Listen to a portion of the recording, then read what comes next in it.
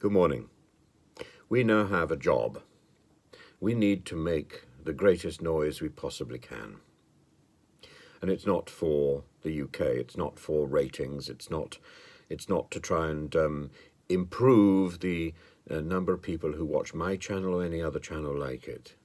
It's to get the message across to Russia and to Russians that the basis of this war is nonsense.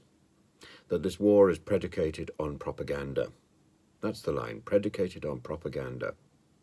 It's based on lies. And those lies were trumped out yesterday by Mr. Putin. One, that NATO is supposedly threatening Russia. It isn't. NATO is not threatening Russia. Two, that NATO is threatening nuclear response to Russia.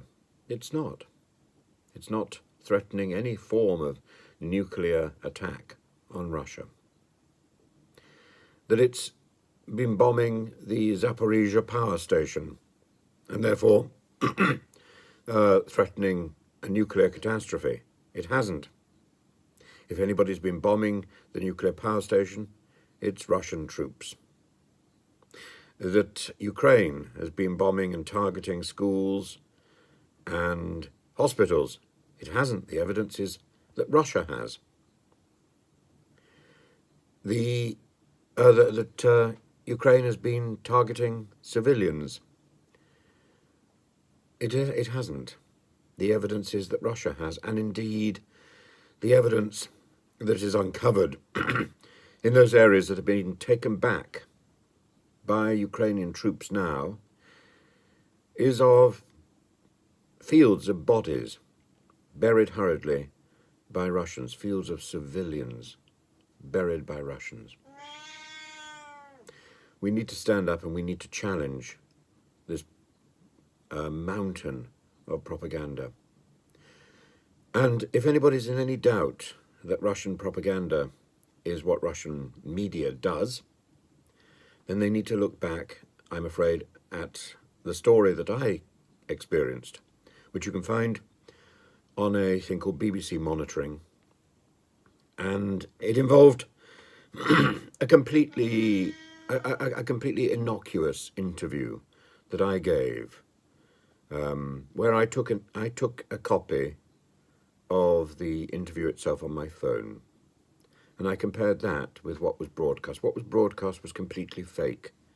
The Russian media dubbed words into my mouth that I never said. Now, they've been doing it to a number of people. There's a man, a cephalogist, a man who's wheeled out every time there's an election to talk about the way the election is going, a man called Professor John Curtis. They did it to him too.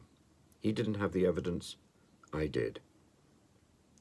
Now, this is in a time of peace, so how much more is Russian media lying now in a time of war? This is how Russian media works.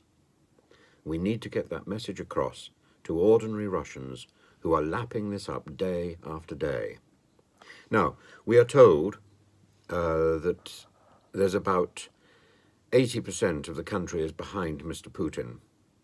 That, I presume, is the 80% of the country that's not fleeing for aeroplanes at this moment to get out of the country and avoid the draft.